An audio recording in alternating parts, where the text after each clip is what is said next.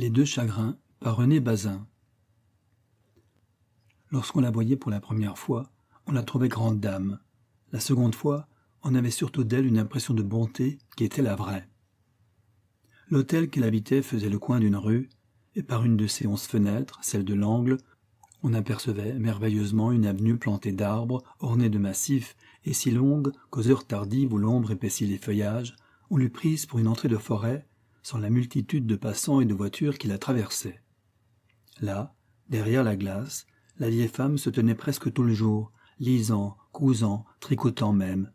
Elle eût filé comme ses aïeuls, si on pouvait encore acheter des rouets ailleurs que dans les villages perdus de Bretagne, de Flandre ou de Lorraine. Et quoi qu'elle fît, elle n'avait guère qu'une songerie, dont sa physionomie était comme pénétrée. Il suffisait de l'apercevoir, droite, blanche et ravagée de visage, portant dans toute sa personne l'indéniable souvenir d'une beauté rare et de la douleur qui l'avait fanée avant le temps pour dire « c'est une mère ». Il n'était besoin que de rencontrer le regard de ses yeux pour ajouter « c'est une mère qui a perdu son enfant ». Non qu'elle se plaignît. Elle avait une manière si discrète de parler de son chagrin, c'est-à-dire d'elle-même, que personne ne redoutait de la voir. Le monde, qui va surtout à la joie, ne refuse pas d'aller à la résignation. Il allait chez elle. En face du fauteuil bergère qui tendait les bras à l'angle de la fenêtre, passait et repassait, avec des intervalles il est vrai, des amis de madame Le Minquier, qui avaient son âge, d'autres plus jeunes, quelques hommes même qu'attirait l'indulgent esprit de la femme et le renom ancien de la maison. Une après-midi chaude de juin, toute la ville était dehors. La foule marchait dans le soleil, des rires montaient vers les fenêtres, les ombrelles emportaient chacune, sur la soie tendue et changeante, un rayon comme les vagues et comme les bulles de savon. La solitude du grand salon paraissait plus profonde que de coutume. Personne n'était encore venu.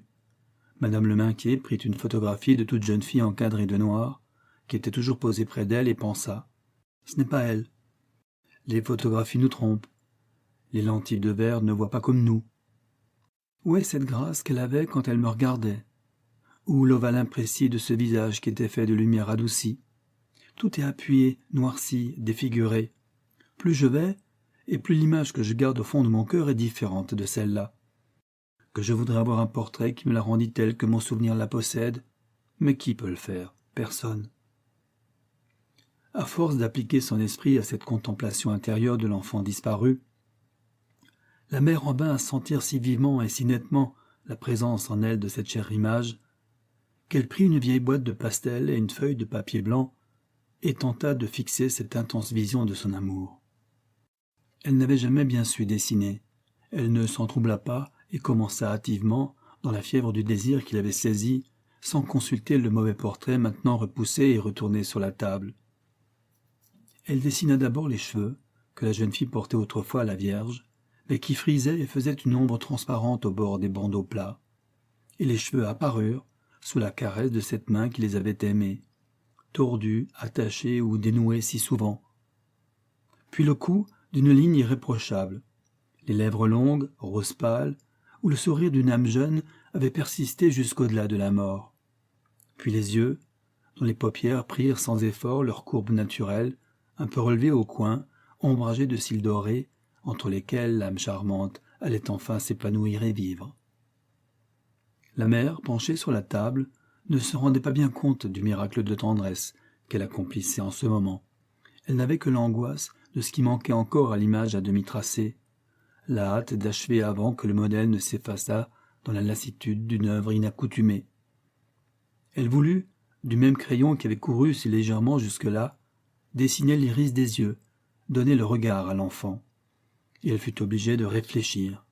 Et elle s'aperçut, après avoir tâtonné, qu'elle ne savait plus la couleur de ses chers yeux, qu'elle ne l'avait peut-être jamais connue. Elle s'arrêta. Les larmes l'aveuglèrent. « Oh !» pensa-t-elle, « comment une mère ne se souvient-elle pas de la couleur de ses yeux qui la fixent encore à toute minute du jour et de la nuit ?» Rarement elle avait souffert plus cruellement. Il lui semblait que c'était là une preuve d'oubli, et le début de ce fatal recul de nos souvenirs qui fait que les plus sacrés et les plus fréquemment évoqués se décolorent, s'altèrent et se mettent à trembler, comme si la brume aussi couvrait les lointains des âmes. En ce moment, la porte s'ouvrit au fond du salon. Madame Leminquier cacha rapidement le dessin entre les feuilles d'un buvard, porta son mouchoir à ses joues, tâcha de reprendre pied dans la vie réelle, dont depuis quelques heures elle était absente. L'homme qui entrait était jeune, et ne comptait plus parmi ses relations ordinaires. Elle ne l'avait revu qu'une fois depuis le grand chagrin. Avec effort, comme ceux qui reviennent d'un rêve, elle sourit et dit « Que c'est aimable à vous, monsieur, de vous souvenir d'une vieille femme qui ne reçoit plus, qui ne paraît plus dans le monde, et dont le nom ne rappelle que des rides à la génération dont vous êtes. Voyez comme je suis peu indulgente à mes heures. En vous reconnaissant, je me suis imaginé que j'allais avoir la bonne fortune de vous rendre service. Lequel? Mais celui que vous auriez à me demander? Non, madame. Vous venez pour moi seule? Absolument. Un peu de lassitude, avouez-le. Je descends de voiture. De désœuvrement, alors. J'ignore à peu près ce que c'est. Non, madame. Je passais et je suis entré, obéissant en cela une force que je vais vous dire. Vous savez la manie des enfants qui bâtissent des cachettes. Ils y serrent d'anciens jouets, des friandises, des riens, qui possèdent pour eux une valeur mystérieuse. Je suis demeuré enfant par cette faiblesse au moins, et je fais des pèlerinages, vous voyez.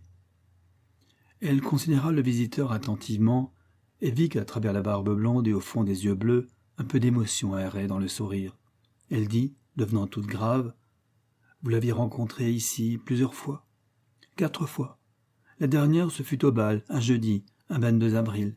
Elle portait des souliers de satin blanc brodés d'une marguerite. « Je les ai encore ?» dit la mère. « Vous vous les rappelez ?»« Si je me souviens. » Je ne crois pas qu'il y eût cette nuit-là, dans tout Paris, un teint d'une fraîcheur plus aristocratique et plus rare que le sien. Je ne voudrais pas raviver. Au contraire, monsieur, dites, dites.